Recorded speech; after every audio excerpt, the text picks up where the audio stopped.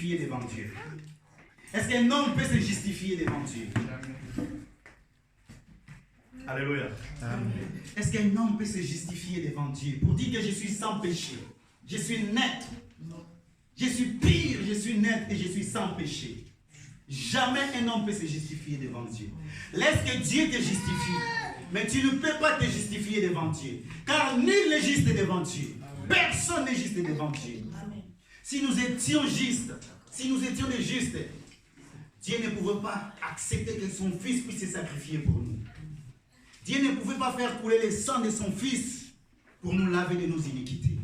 Alléluia. Amen. Alors Job disait, je suis pire, je suis net et je suis sans péché. Alors après il dit, et Dieu trouve contre moi des motifs.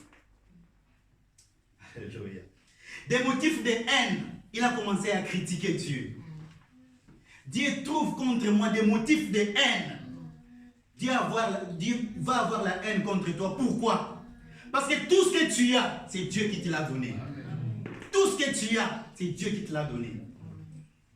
À cause de la souffrance, Job a commencé maintenant à critiquer Dieu. Il est devenu incrédule. Et il a maintenant commencé à critiquer ce Dieu-là. Et Dieu trouve contre moi les motifs de haine. Il met mes pieds dans les ceps. Il surveille tous mes mouvements. Dieu commence à surveiller les mouvements de Job. Job commence à critiquer ce Dieu-là. Oh, bien-aimé dans le Seigneur. Moi, j'ai prié dans cette église. J'ai fait tant des années dans cette église. J'ai fait tant des années dans cette église. Je n'ai jamais vu la main de Dieu. J'ai donné mes dîmes. J'ai contribué dans des offrandes. J'ai contribué dans ceci. J'ai fait ceci. J'ai fait cela. J'ai fait cela. Je n'ai jamais reçu quelque chose de la part de Dieu. Tu vas maintenant commencer à enseigner même d'autres personnes. Alléluia. Parce que tu n'as pas reçu quelque chose de la part de Dieu. Parce que tu as vécu dans la souffrance. Tu es devenu incrédule. Tu vas commencer à critiquer Dieu. Alléluia. Bien-aimé dans le Seigneur, ne deviens pas incrédule. Ne critique pas Dieu. Parce que tu n'as pas vécu la main de Dieu. Parce que tu n'as pas vu la main de Dieu.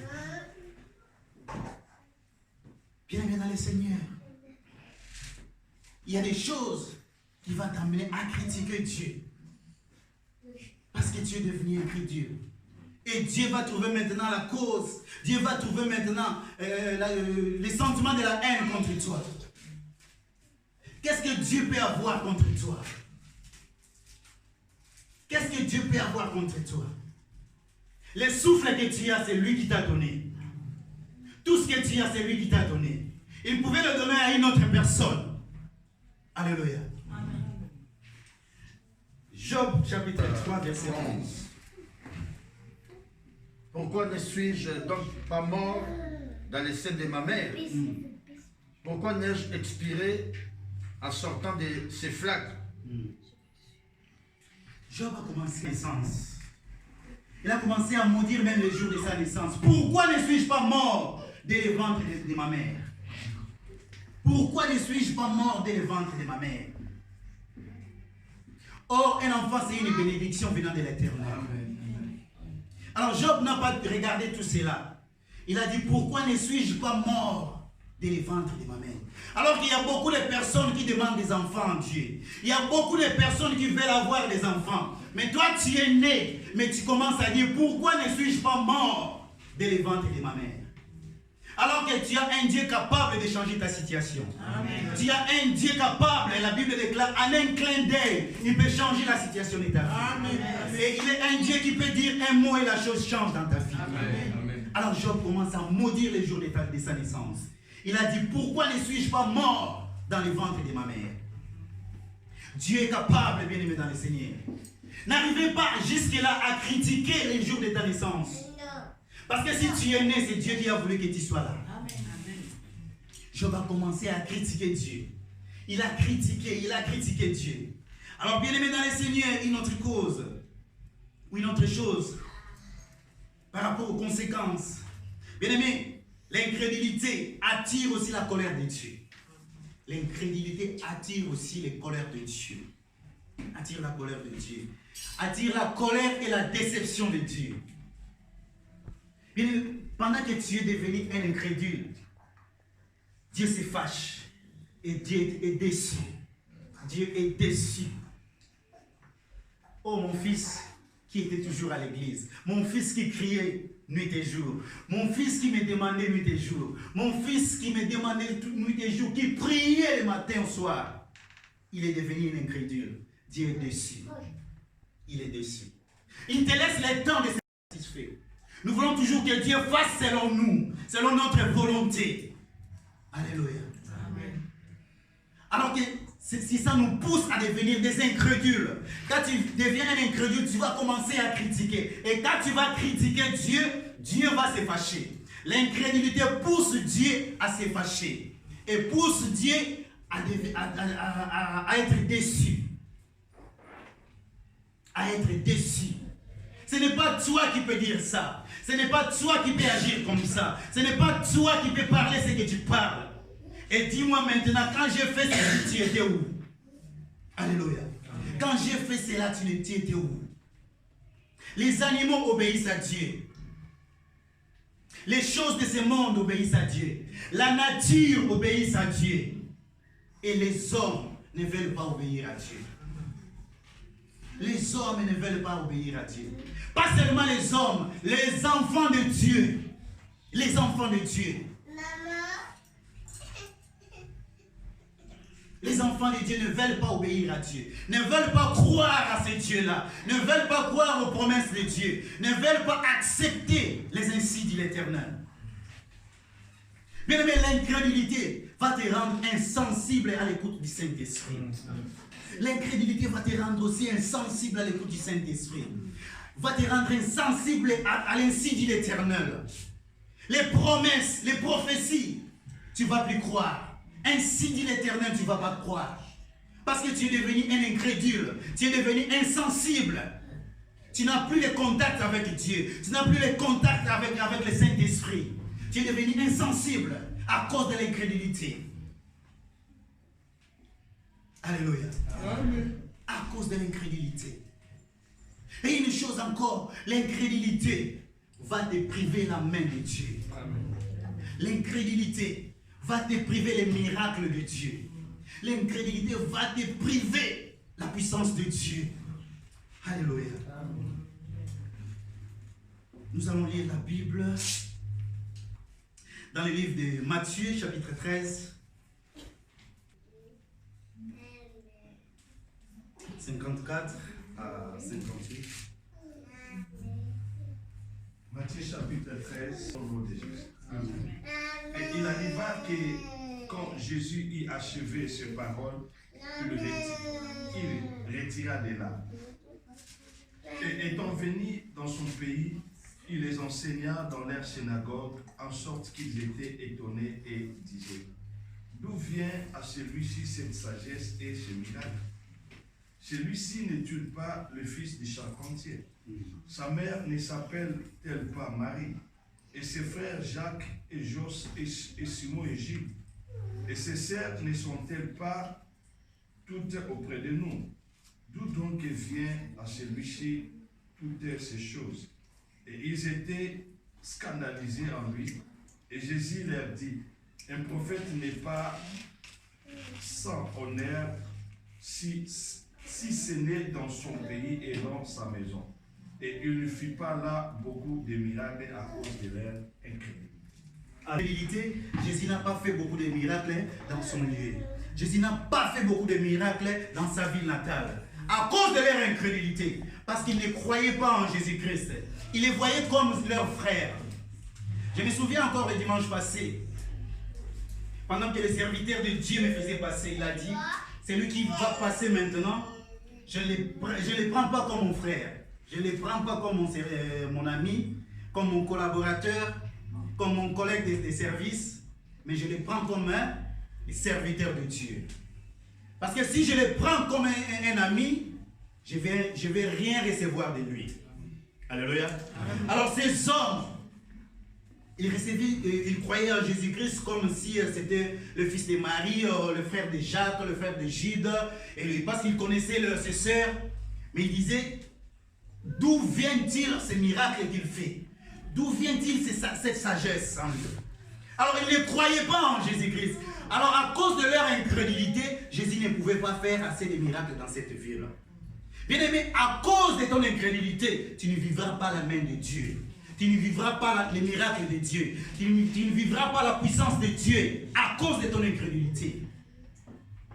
Bien-aimé dans le Seigneur, vous savez, Dieu peut agir ou peut faire une grande chose à une petite personne. Alléluia. Amen. Dieu a utilisé une ânesse pour parler à Balaam. Il a utilisé une ânesse pour parler à Balaam. Alors, jusqu'aujourd'hui, en Israël, les Juifs attendent encore le Messie. Il y a des Juifs qui attendent encore le Messie. Ils croyaient que le Messie pouvait naître dans une famille heureuse, pouvait naître dans une famille fortunée. Mais ils ne croyaient pas que c'est Jésus qui était le Fils de Dieu et qui attendait. Ils ne croient pas que Jésus c'est lui qui est le Messie qui devait venir. Il y a encore d'autres Juifs qui attendent encore le Messie. Alors Dieu est Dieu. La fois dernière, le dimanche passé, j'avais dit, Dieu, si tu le cherches devant, il peut se montrer derrière toi. Si tu le cherches à droite, il peut se montrer à gauche. Si tu le cherches en haut, il peut se montrer en bas. Il suffit seulement d'avoir confiance en ce Dieu-là. Il suffit seulement d'avoir l'écoute du Saint-Esprit. D'avoir l'écoute du Saint-Esprit.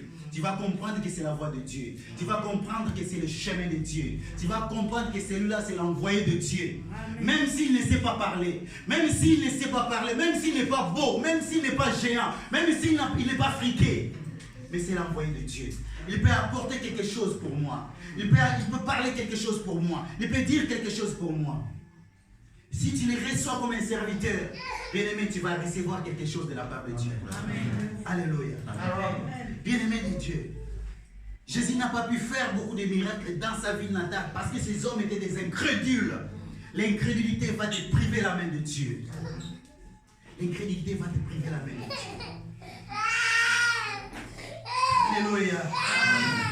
Et quelque part aussi, nous voulons dire, l'incrédulité va te faire manquer les promesses de Dieu.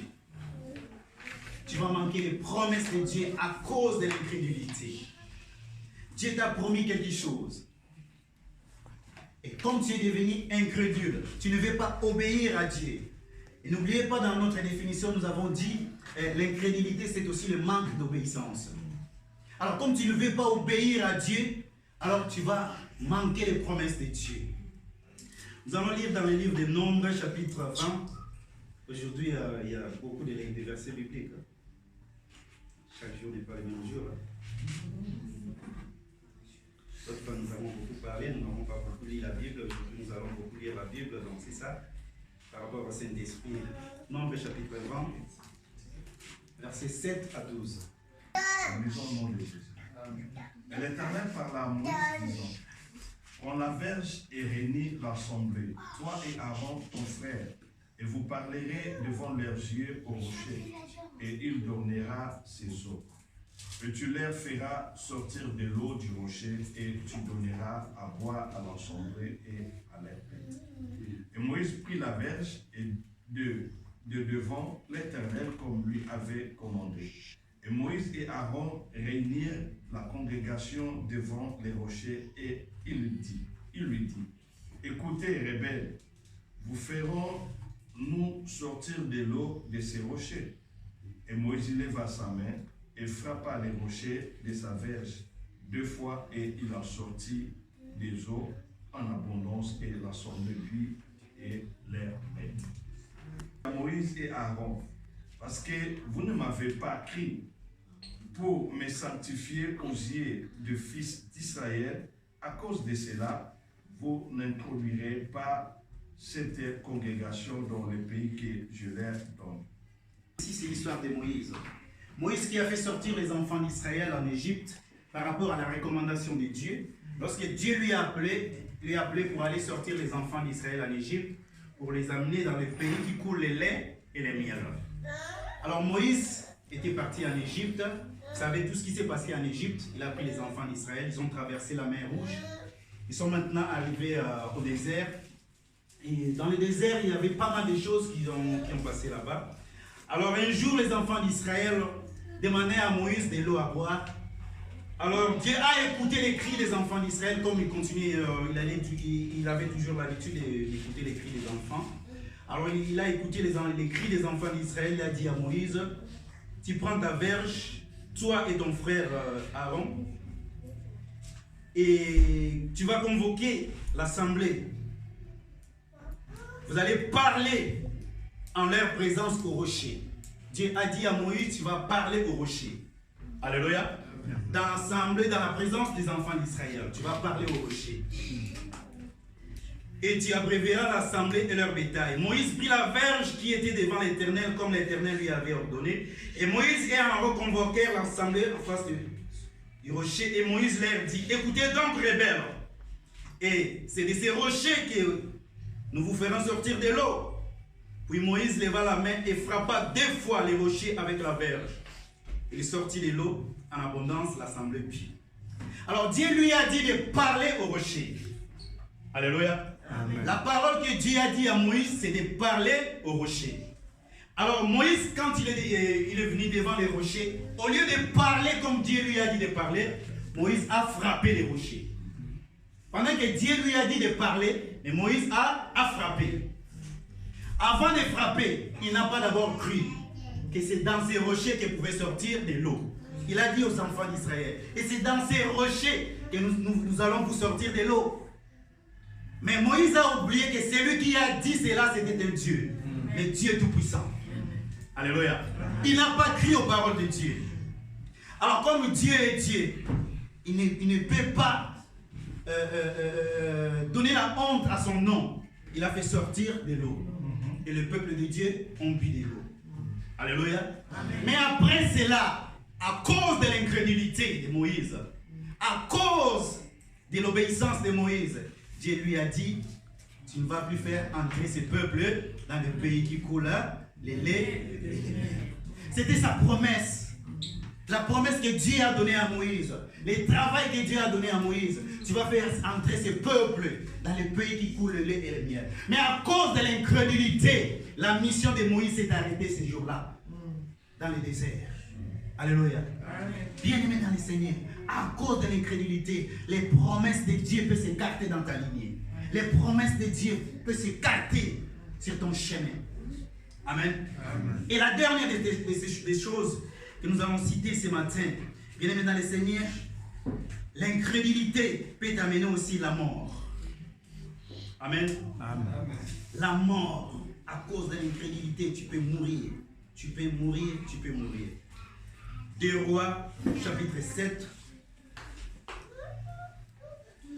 verset 1 à 5, s'il vous plaît, serviteur de Dieu. Nous lisons au nom de Jésus. Amen. Et Élisée dit, écoutez la parole de l'Éternel.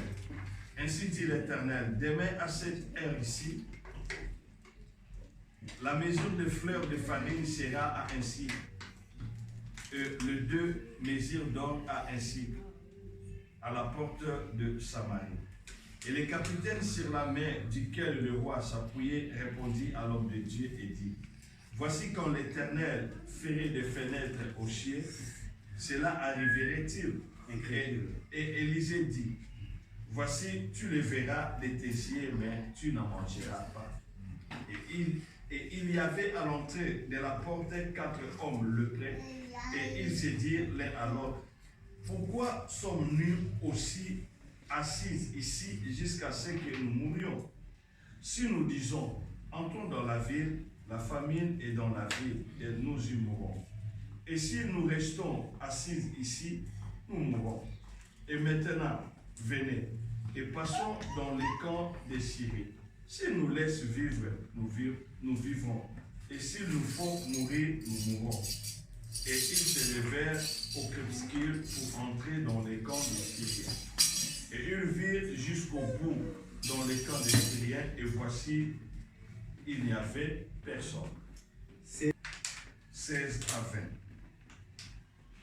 20. Et le peuple sortit et pilla les camps des Syriens, et la mesure des fleurs de farine fit à un cycle, et le 2 mesures d'or à un cycle, selon la parole de l'Éternel. Et le roi avait commis à la garde de la porte le capitaine sur la main duquel il s'appuyait. Et le peuple le foula aux pieds dans la porte et il mourut selon ce qu'avait dit l'homme de Dieu, ce qu'il avait dit quand le roi était descendu vers lui. Et il arriva selon la parole que l'homme de Dieu avait adressée au roi, disant, les 2 mesures donc seront à un cycle et la mesure de fleurs de farine sera à un cycle. Demain à cette heure-ci à la porte de Samarie. Et le capitaine avait répondu à l'homme de Dieu et avait dit, voici quand l'Éternel ferait de fenêtres aux cieux, pareille chose arriverait-elle. Et il dit, voici tu le verras de tes yeux, mais tu n'en mangeras pas. Et il lui en arriva ainsi, le peuple le foula aux pieds dans la porte et il mourut. Oui, bien aimé dans le Seigneur, ici c'était l'histoire des enfants d'Israël. Il y avait un moment que les enfants d'Israël passaient des moments un peu difficiles dans la famine. Ils étaient dans la famine, alors que dans les pays voisins, il y avait de la nourriture. Alors il y avait 4 hommes qui étaient des lépreux. Ces hommes, ils ont pris la décision de traverser les pays voisins pour aller chercher de la nourriture. Alors ils ont dit, si nous restons ici, nous allons mourir. Si nous entrons dans la ville, nous allons aussi mourir. Et si nous allons aussi de l'autre côté, nous allons mourir. Au lieu de rester ici pour mourir, au lieu d'entrer dans la ville pour mourir, nous préférons entrer dans les pays voisins pour aller chercher de la nourriture. S'ils nous font mourir, nous allons mourir. S'ils nous laissent la vie, nous allons vivre. Et quand ils sont allés là-bas, ils ont rencontré de la nourriture. Mais pendant que l'homme de Dieu a dit, il a dit, demain à cette même heure, il y aura de la farine, il y aura de la nourriture, et les prix vont baisser. Alléluia. Alors il y avait quelqu'un qui était là, qui était un incrédule. Cet homme, c'était un capitaine, il a dit, même si Dieu, il a mis Dieu en défi. Il a dit, même si Dieu a ouvert les fenêtres dans les ciels, une telle chose ne va pas arriver. Alléluia. Une telle chose ne va pas arriver. L'homme de Dieu lui a dit, tu le verras dans tes yeux, mais tu ne les mangeras pas. Amen. Alors les lépreux, ils sont entrés dans les pays voisins, ils ont rencontré la nourriture, et après ils ont signalé leurs amis. Et tout le monde est entré, ils sont entrés là-bas pour aller chercher de la nourriture. Ils ont pris de la nourriture. En précipitant pour aller chercher de la nourriture, cet homme était dans la porte, ils les ont écrasés dans les pieds et cet homme était mort. À cause de son incrédulité, l'homme de Dieu lui a dit, tu le verras dans tes yeux, mais tu ne mangeras pas. À cause de son incrédulité, cet homme était mort. Il était mort parce qu'il était devenu un incrédule.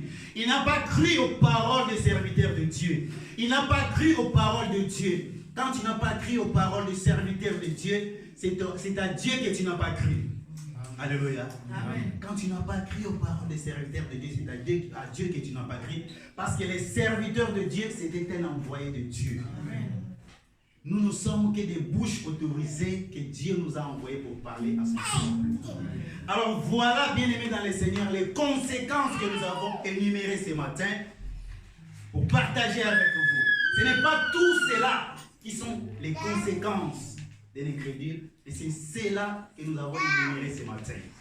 Et les causes, ce n'est pas aussi toutes les causes que nous avons énumérées, mais c'est ça que nous avons énuméré pour partager avec vous. Bien aimés, nous avons des causes, mais nous avons aussi des conséquences.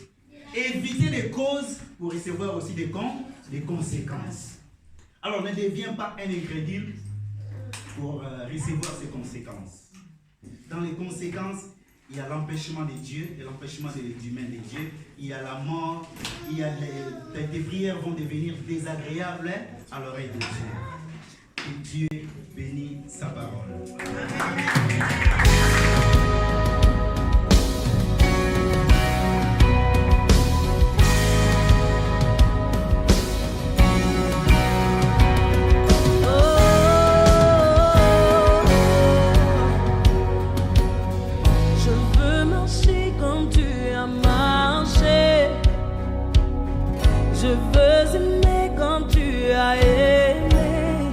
Sur la route, malgré les coups.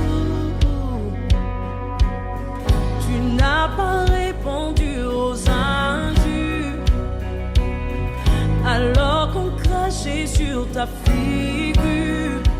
Tu as méprisé les clous. Quand tu m'as aimé plus que tout. Oh, qu'il marche dans l'amour.